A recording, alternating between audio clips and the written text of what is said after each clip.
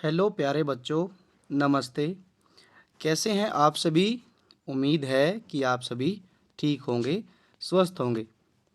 प्यारे बच्चों, पिछली दो वीडियो में हमने सीखो कविता पढ़ी थी, गा के भी पढ़ी थी और हमने उसके मीनिंग, वर्ड्स मीनिंग भी किए थे। प्रश्नोत्तर अभ्यास का भी पूरा काम हमने ख़त्म कर लिया था। मुझे उम्मीद है कि आप सभी ने उसको अपनी बुक में हल किया होगा और कविता को भी पढ़ा होगा, और जो जो प्रश्न मैंने कहे थे उनके उत्तर भी आप लोगों ने लिख लिए होंगे।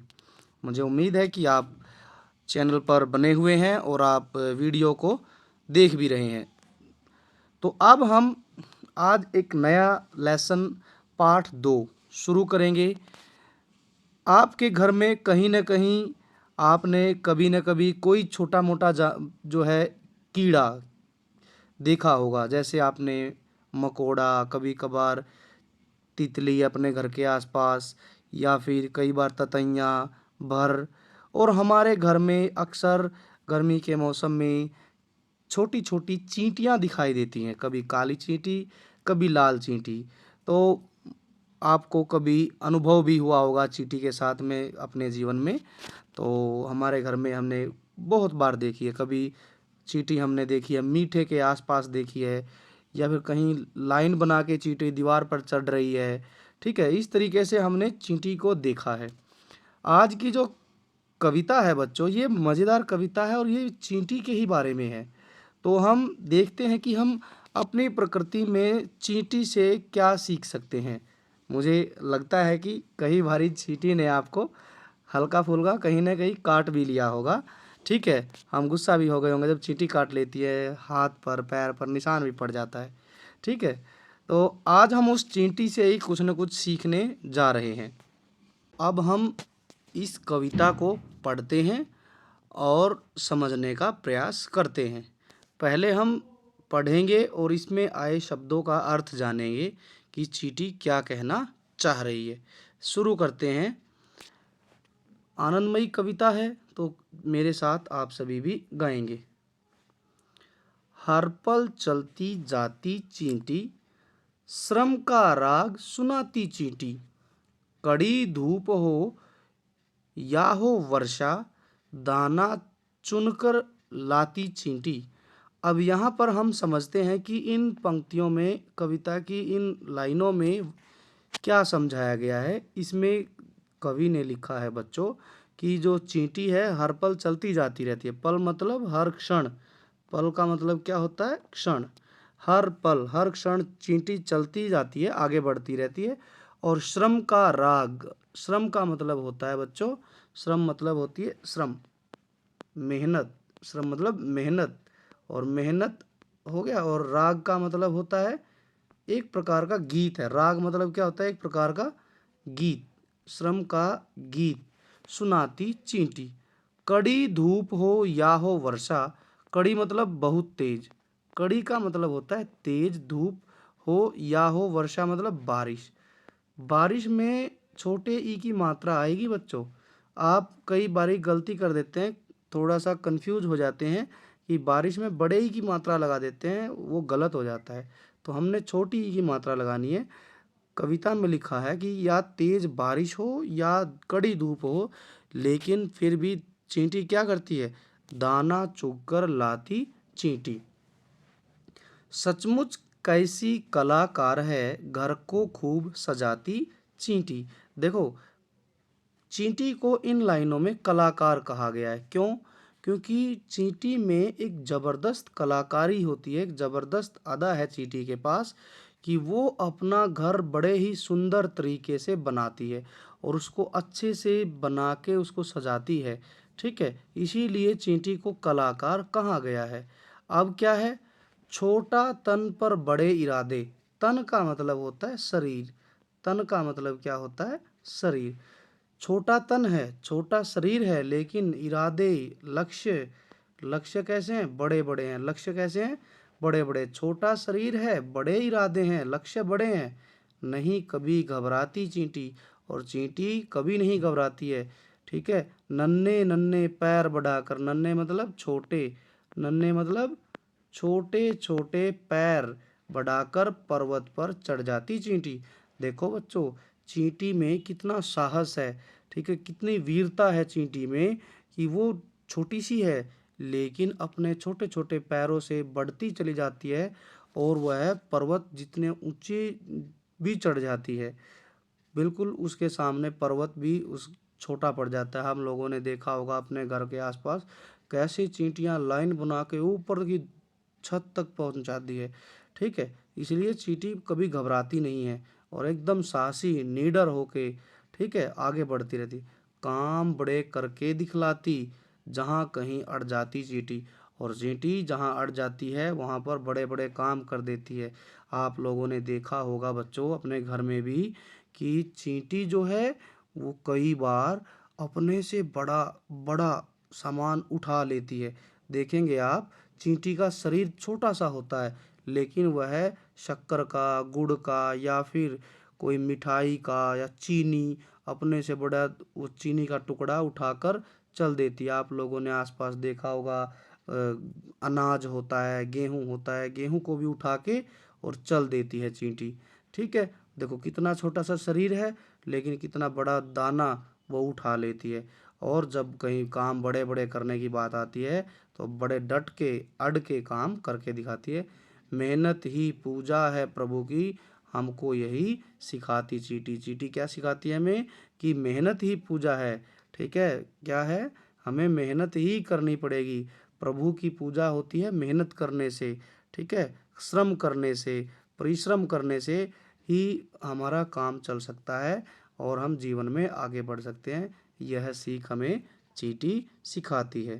तो ये थी हमारी कविता। अब हम दोबारा से पढ़ते हैं। एक बार फिर से आप अभी इसको गाकर पढ़ने का प्रयास करेंगे, मेरे साथ साथ आप भी बोलेंगे। चलिए शुरू करते हैं।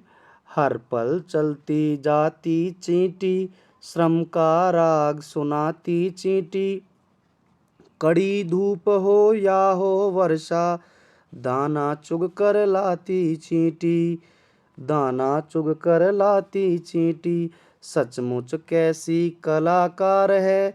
घर को खूब सजाती चींटी, छोटा तन पर बड़े इरादे। छोटा तन पर बड़े इरादे, नहीं कभी घबराती चींटी। नन्हे नन्हे पैर बढ़ाकर, नन्हे नन्हे पैर बढ़ाकर पर्वत पर चढ़ जाती चींटी। काम बड़े करके दिखलाती, जहाँ कहीं अड़ जाती चींटी।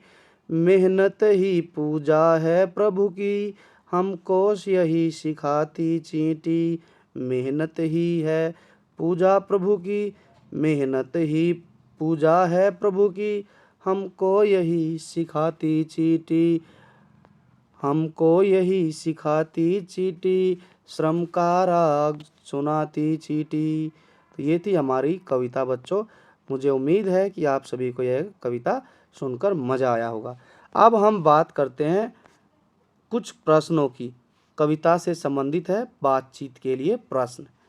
पहला प्रश्न दिया गया है, आपने अपने आसपास घर और विद्यालय में कौन कौन से जीव जंतु देखे हैं। जीव जंतु मतलब छोटे छोटे जीव जंतु देखे हैं। तो हम इसका उत्तर कुछ इस प्रकार से दे सकते हैं कि आपने अपने घर के आसपास जो जीव जंतु देखे हैं उनमें कुत्ता, बिल्ली, कुत्ता, बिल्ली। इसके बाद में हम लिख सकते हैं चूहा भी हमने देखा है, मेंढक देखा है, मेंढक भी हो सकता है। इसके बाद में हम कह सकते हैं कि हमने सांप भी देखा है।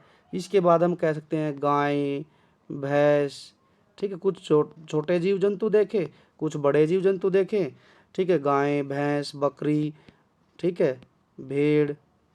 भेड़ भी हमने अपने आसपास कहीं ना कहीं जरूर देखी है। छोटे छोटे जीव जंतु, कुछ बड़े भी जीव जंतु हमने अपने आसपास देखे हैं। अब हम बात करते हैं दूसरे प्रश्न की। दूसरे प्रश्न में क्या लिखा गया है, देखिए।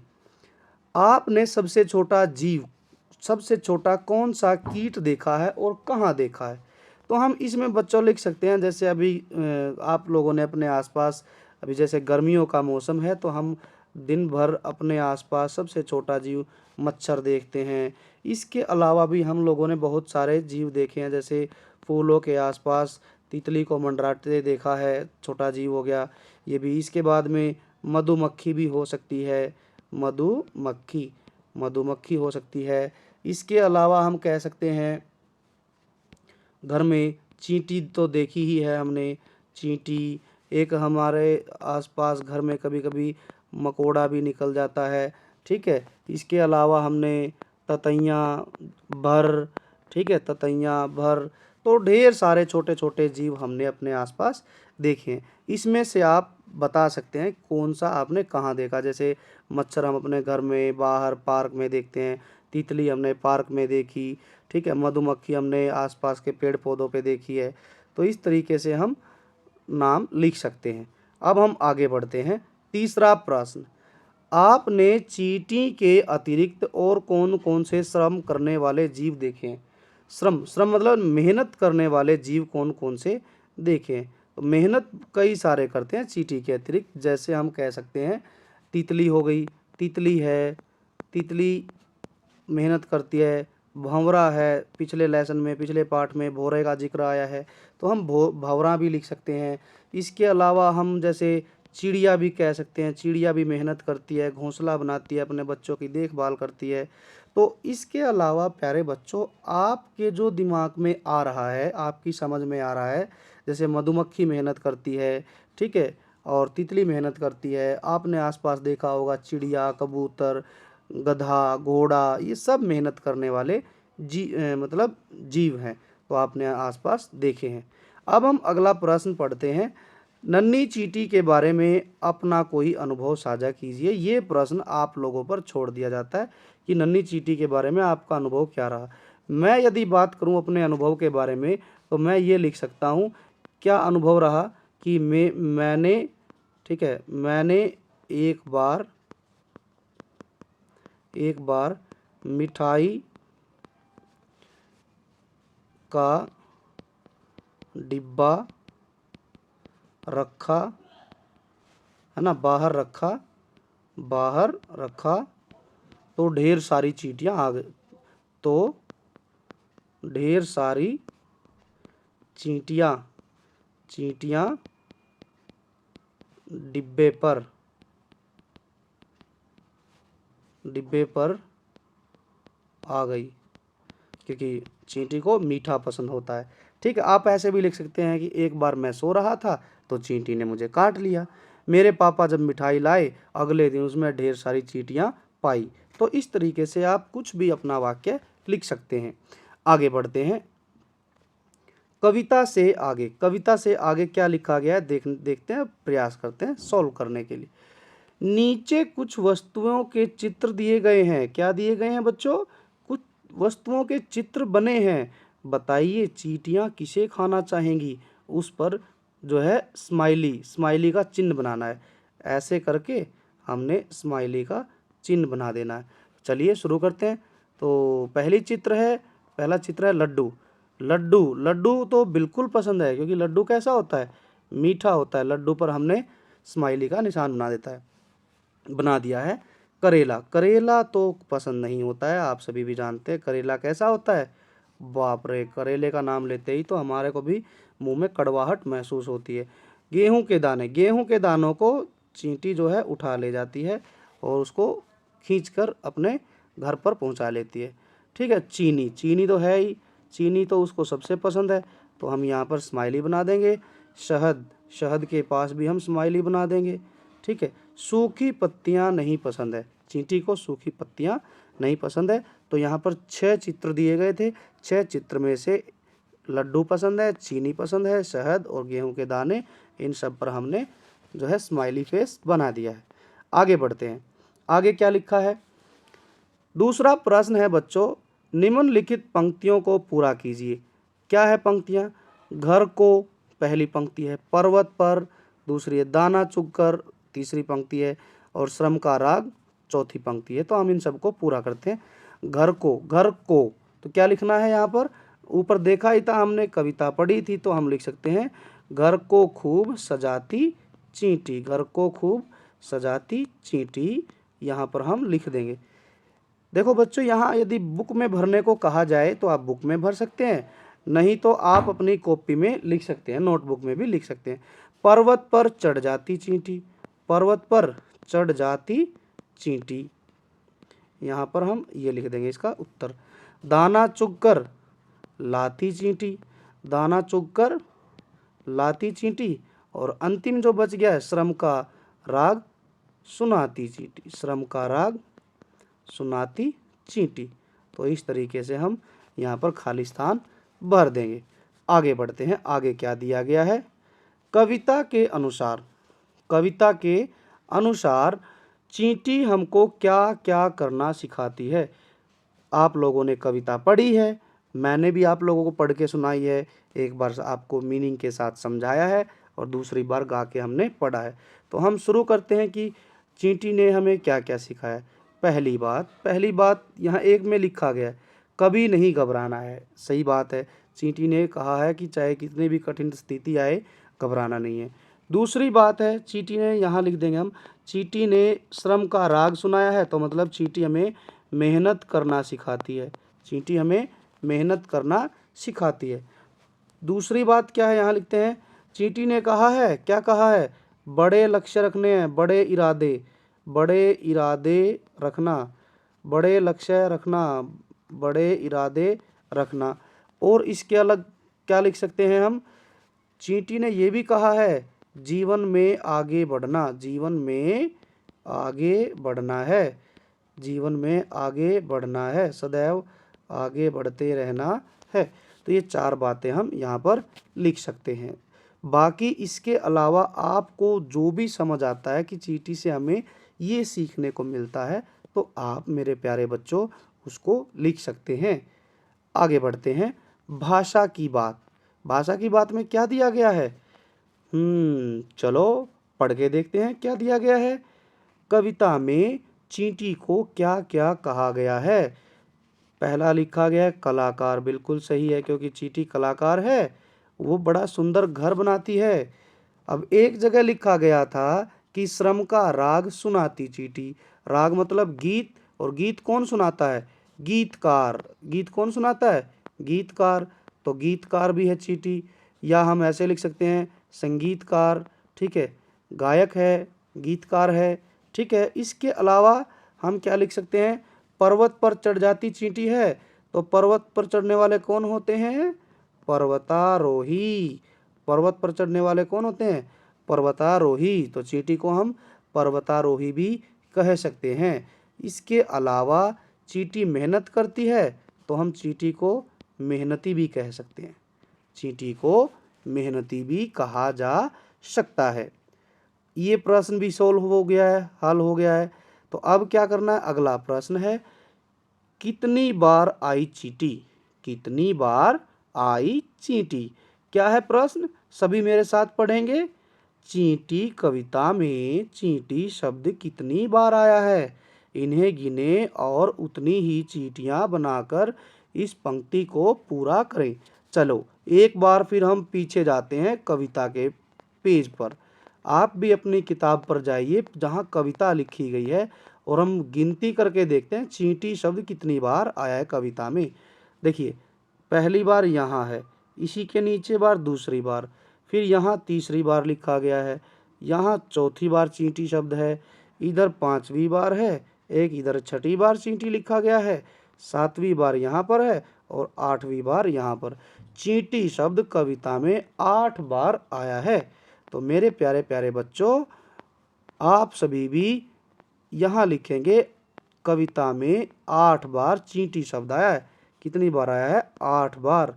अब हमने क्या करना है, चींटी शब्द, चींटी की जो आकृति है, चित्र जो है 2 बार दिया गया है, तो हम यहाँ पर 6 बार और बना देंगे। आप चींटी का चित्र खुद बनाएंगे और यहाँ पर लिख देंगे हम 8 बार आया है। आगे बढ़ते हैं, आगे क्या है, आइए चींटी कविता को आगे बढ़ाते हैं। ठीक है, क्या लिखा है, कविता बनानी है हमें। चींटी का दाना दिख जाए, चींटी नहीं है यहाँ पर, चीनी है। चीनी का दाना दिख जाए उसको लेने जाती चींटी। ठीक है, जैसे ही चींटी को दाना दिख जाए तो चींटी उसको लेने जाती है। और इसी तरीके से हमने कविता को आगे बढ़ाना है। ये आप लोगों के ऊपर है कि आप इसमें क्या लिखना चाहते हैं। ठीक है, चींटी का दाना दिख जाए उसको लेने जाती चींटी। ठीक है, झटपट से खा जाती चींटी। ठीक है, रोटी उठा ले जाती चींटी। आप इस तरीके से कोई भी शब्द या वाक्य बनाकर इस कविता को आगे बढ़ाएंगे। आगे बढ़ते हैं। एक प्रश्न और दिया गया है, शब्दों की तुकबंदी। अब यहाँ समझने वाली बात यह है कि तुकबंदी का मतलब क्या होता है। कई विद्यार्थी थोड़ा सा कंफ्यूज हो जाते हैं कि तुकबंदी का मतलब क्या होता है। तुकबंदी मतलब अंग्रेजी में राइमिंग वर्ड। अंग्रेजी में क्या कहेंगे, राइमिंग वर्ड। तो हमें क्या लिखना है, राइमिंग वर्ड लिखना है, या फिर इनको तुक वाले शब्द भी कहते हैं। तुक वाले शब्द क्या कहेंगे, तुक वाले शब्द। चलो राइमिंग वर्ड हम करते हैं। एक उदाहरण के लिए दिया गया है, दाना गाना। दाना गाना। अब हमें ऐसे ही शब्द लिखने हैं जिनमें लास्ट जो लेटर है वैसी ही साउंड आए, आवाज आए। जैसे कड़ी। कड़ी का हम राइमिंग वर्ड क्या क्या लिख सकते हैं, पड़ी, और लिख सकते हैं छड़ी, और लिख सकते हैं घड़ी। ठीक है, घड़ी भी लिख सकते हैं। इस तरीके से आपको जो भी दिमाग में याद आ रहा है आप उसको लिखेंगे। धूप, धूप का लिख सकते हैं रूप। एक हम लिख सकते हैं सूप, धूप, रूप, सूप। ठीक है, राग, राग सरसोदा साग, सरसोदा साग, साबुन का झाग। और एक हम लिख सकते हैं बाग। एक क्या लिख सकते हैं, बाग। इस तरीके से जो भी आपको आसान लगे, आपकी समझ में आए, या फिर इन शब्दों से अलग आपके दिमाग में कोई शब्द आ रहा है तो आप हमें कमेंट सेक्शन में लिखकर जरूर भेजेंगे। आगे बढ़ते हैं। आगे क्या लिखा है मेरे साथ साथ आप भी पढ़ेंगे। आपके घर के कई कोनों में चींटी आती जाती है। एक दिन वह आपको रोककर आपसे कुछ कहती है। आपके और उसके बीच में क्या क्या बातें हुई होंगी। बच्चों देखो, आप अपने घर में थे, घर में आपने देखा कई सारी चींटी जा रही थी। उनमें से एक चींटी रास्ता भटक गई। ठीक है, और आगे आप मिल गए। जैसे ही आप मिले तो आपसे वो बातचीत करने लगी। तो आपके और चींटी के बीच में क्या बातें हुई, तो आप वो बात करेंगे चींटी के साथ। आपने चींटी से बात शुरू की। आप, नमस्ते चींटी, आज आप अकेली आई हैं। चींटी, चींटी भी क्या कहेगी, नमस्ते, नमस्ते भाई, है ना, नमस्ते भाई। हाँ, आज मैं अकेली आई हूँ, अकेली आई हूँ। आप कहेंगे, आप क्या कहेंगे, अकेली आई हूँ। आप क्या कहेंगे, आज बाकी दोस्त कहाँ गए। आज आपके बाकी दोस्त कहाँ गए, बाकी दोस्त कहाँ गए, कहाँ गए, है ना। चींटी कहेगी, मेरे बाकी दोस्त, मेरे बाकी दोस्त, मेरे दोस्त, है ना, मेरे दोस्त आराम कर रहे हैं, मेरे दोस्त आराम कर रहे हैं, मैं उनके लिए भोजन लेने आई हूँ। तो इस तरीके से आप जो है चींटी और दोस्त अपने के बीच में संवाद को पूरा करेंगे। आगे बढ़ते हैं। अब देखिए, एक कहानी और मिल गई हमें पढ़ने के लिए, उसको हम पढ़ते हैं, फिर हमारी वीडियो, हमारा पाठ खत्म हो जाएगा। चींटी और हाथी की छुपन छुपाई। हाँ, मुझे उम्मीद है कि आप सभी भी छुपम छुपाई खेलना पसंद जरूर करते होंगे। सबको छुपम छुपाई खेलने में बड़ा मज़ा आता है। चलिए हम भी चींटी और हाथी की छुपम छुपाई का खेल देखते हैं। चींटी और हाथी छुपन छुपाई खेल रहे हैं।